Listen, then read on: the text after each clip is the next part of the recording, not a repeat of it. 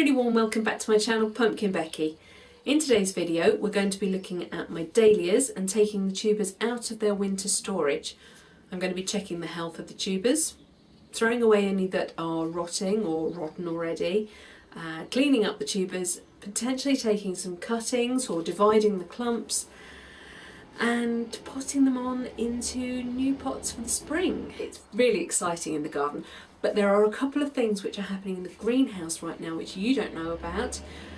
They are a couple of plants that I picked up ready to reconnect with my love of bonsai. Now, unless you've been reading the blog or having a look at Instagram, you possibly don't know about my history with bonsai. I'm not going to talk about that now, that's for another video, but I want to show you a couple of spring flowering trees that I have. These are not trained in any sense of the word as bonsai.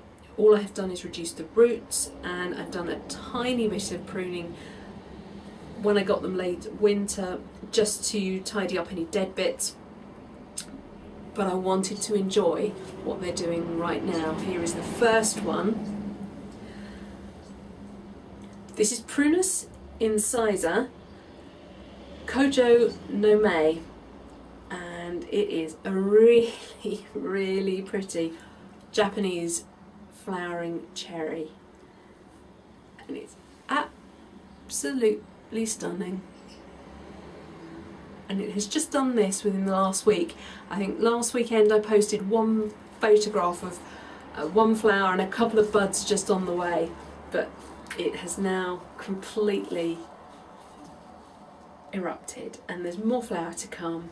It's so exciting. I think it's doing it this early because we're in the greenhouse. I've had it very protected, although I've been really horrible to it and taken quite a bit of root mass off it. It's still rewarding me. Oh, isn't it gorgeous? And plant number 2 is a Chaenomeles. Look at the colour of those. That is a Japanese flowering quince.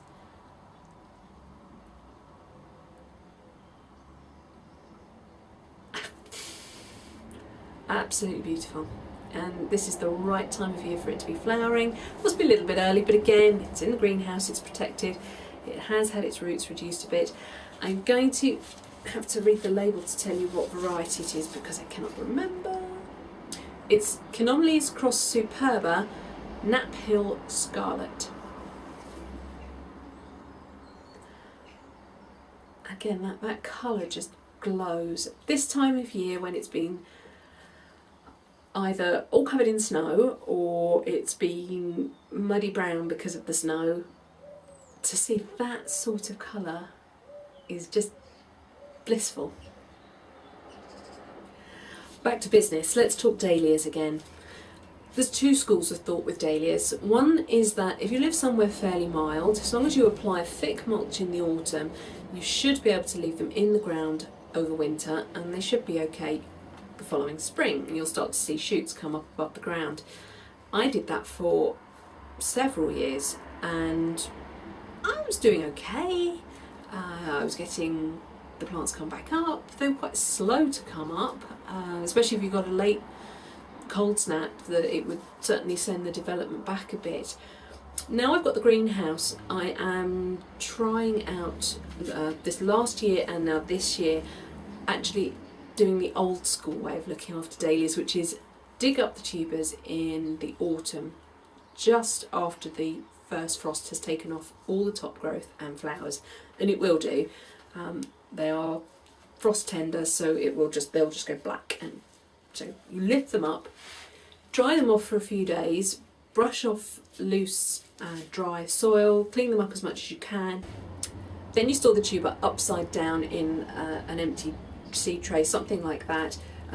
Here are the growing tips. What you want is those two pointing down so that any moisture tends to drain out of them. You're trying to dry the tubers out. I'm going to show you a couple of examples of what you might find in the spring when you come to look at your dahlia tubers. So the plant I've just showed you is, that's got quite a nice clump of tubers on it. They're firm, no signs of rot, apart from there. This one's gone a bit squidgy, so I'm going to clean that off. I'm also going to clean off all these long dangly roots and just see if I can see any eyes of growth, and then maybe take some cuttings. I'll have to see what I've got once I've cleaned up the clearly rotting or old tubers. Sorry, just having an inspector. Here's one that did not make it over winter. This one I'm scared of. I can feel it's very light. It feels soft. I'm gonna break it apart and blah. Can you see all the fluff in there? So that's just mouldy nastiness. I don't think I'm even going to compost that. I'm probably just going to bin it. And it's a good idea to keep checking your stored Dahlia tubers through the winter, just to make sure that none are rotting, and you can then remove the ones that are rotting so they don't spread to the nice healthy ones. So I stored all my tubers in this big deep pot filled with dry compost, old compost. It doesn't need anything. They're not actively growing. All you're trying to do is help protect them from frost. So they are all under here. I've got labels for the ones that I know what they are. There are a couple.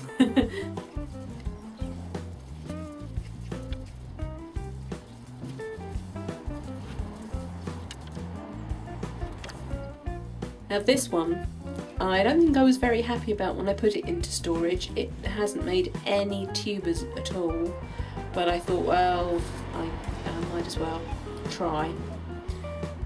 It's looking pretty mouldy and nasty. I'm going to just throw it away because it hasn't made any storage, so it's probably not going to make a decent plant this year. I don't know about this one either. It's one that I've labelled. It's just found a vine weevil grub in there, which is not good. Vine weevil eat roots. I'm going to squash you.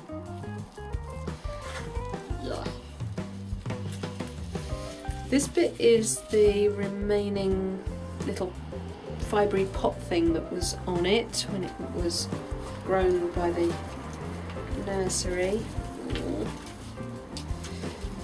I think I've got to try. If I liked it enough to label it, it would be a shame to just give up on it right now. Okay. My next job is to mix up some compost. I'm using as a base a peat-free compost from New Horizon. It is a multi-purpose compost, and I'm going to add some perlite to that just to break it up and lighten it a bit, because we've gone from a completely dry compost. We don't want to waterlog the tubers.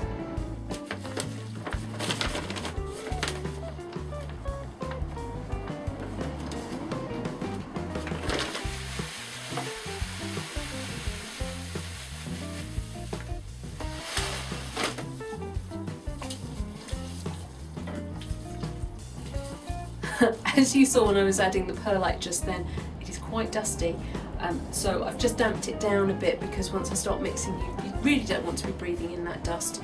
I will also open the greenhouse door as well, just to add some ventilation.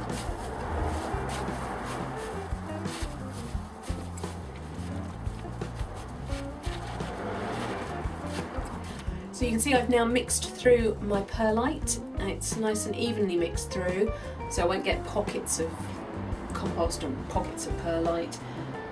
It's made quite a nice light open texture soil, which is going to be great to stop the tubers getting waterlogged. I'm not going to try and give you a prescription for how much perlite to compost, because it is going to depend on your growing conditions and also the compost that you're using as your base. You could use grit, you could add sand. I'm just going to stick with this simple perlite and multi-purpose compost mixture. So I'm going to start with potting up this one that I am the least convinced about. I have labelled it as dark foliage, pink flowers. No idea what it is. It's Dahlia, obviously. I don't know what variety it is. but I obviously liked it enough to label it.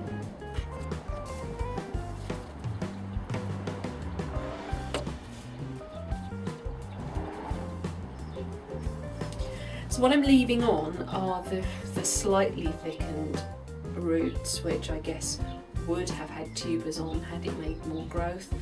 I am taking off a lot of the very fine roots and any broken ones as well. I'm also going to just take back the top growth to where it started to branch out. I don't know. If there's going to be any growth, it should come from around here somewhere. So as it's still March, and it is very early in the growing season, unless you're showing them, in which case you probably started this last month. But I'm going to use a technique that Sarah Raven uses, which is to not plant too deep. I want to still be able to see this top section that is branched. Really, that should be under soil, but I'm going to leave it up the top so that I can see if it's going to start shooting.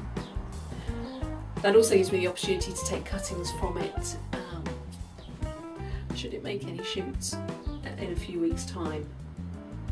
So I've got some damp compost in my pot, and I'm just going to sit this little plant quite high up.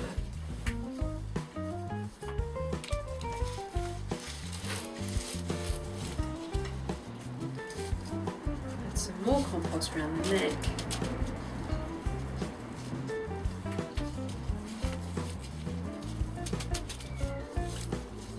Okay, so that's a lot higher than you would normally pot this plant. You would normally make sure that the top is covered by soil, but I want to be able to see whether this one is going to make any growth at all. Here's another smallish one, and you can see it, it looks like it's gone mouldy, but actually that is the fibrous pot that the nursery put on. Now, in contrast to the last one, you can see that this one has made some tuber. So I'm more hopeful about this one. I've just slightly broken up the compost that was contained by the little netting. I don't know about you, but I never find those things rot down. I hate plug plants in those things, and I will always take them off. If you watched my layered planter video that I did in the autumn for my dad, you'll see I took all those little weird fibrous pot things off all the pansies and everything that I put in, because they don't rot and I think they restrict growth, so I don't see the point in them.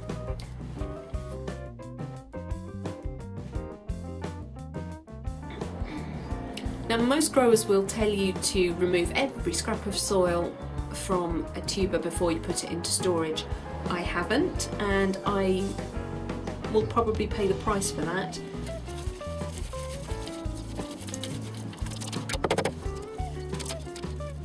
There we go. So you can just about see the neck where it's about to break into the tubers there.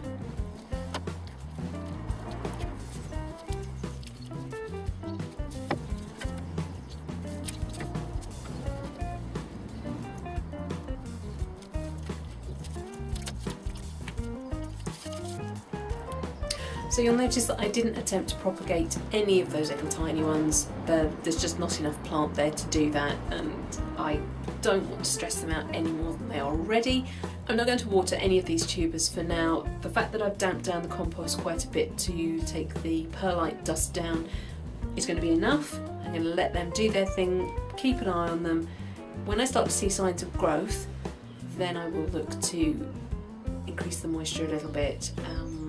Obviously I don't want the soil to dry out, so I'm going to keep it just damp, but I won't actually really start watering until we start to see real signs of growth. Now we're going to look at one of the bigger clumps. This is Twinings After 8. It has beautiful deep purple foliage and stems, and then the pretty single dahlia flower is pale pink, almost white, with a yellow centre.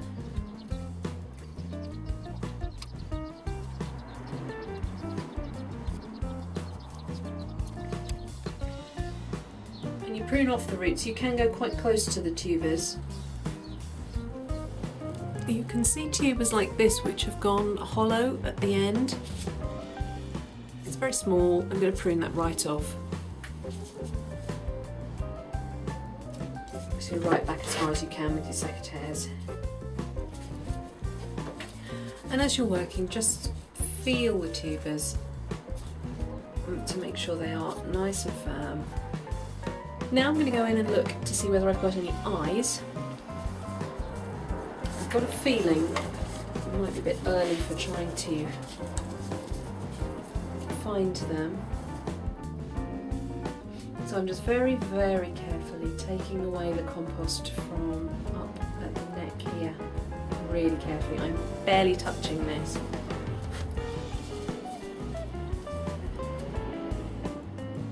And you'll notice I'm using the point, but I'm actually using the back edge of the knife.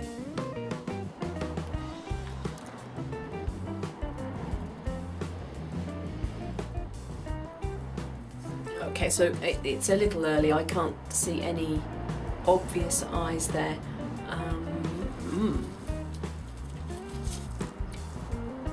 That might be one just there. What you don't want to do is make the mistake of thinking that every single tuber is going to be able to grow on its own as a new plant. So come along and snap them off like bananas off a bunch and think that that is going to be able to grow as a new dahlia. It's not. You must have a growing tip or an eye which has formed from last year's growth. I do need to take this one off. I don't know if you can see there's a little hole there, so something has got in and bored out the inside, and if I press it, it goes right in. So I'm going to cut that one off. I'm feeling confident with this clump, so I'm going to go ahead and pop it in a 5-litre pot.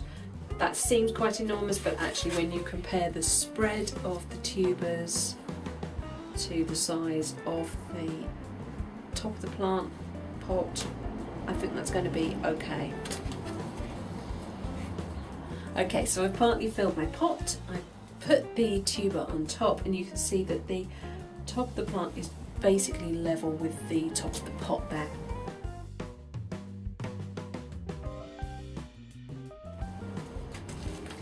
The last job to do with that one, put the label back in, because I'm a nightmare with labelling. Large dahlia.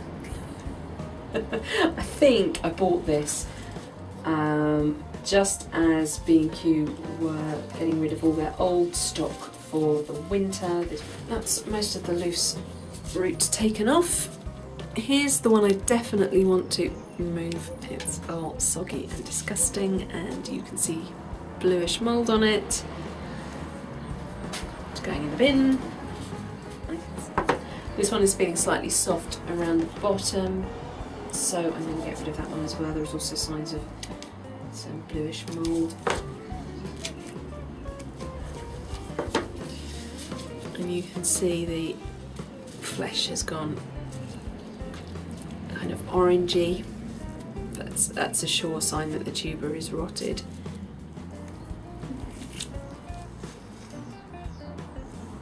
Yeah, there you go. That's not going to do anything. Don't be concerned about areas like this that are white, because that is probably just a mycorrhizal fungi interaction with the dahlia, which is usually beneficial. So white is generally good when it comes to fungus growth like that. Okay, so we've lost a few tubers, but I'm not too worried.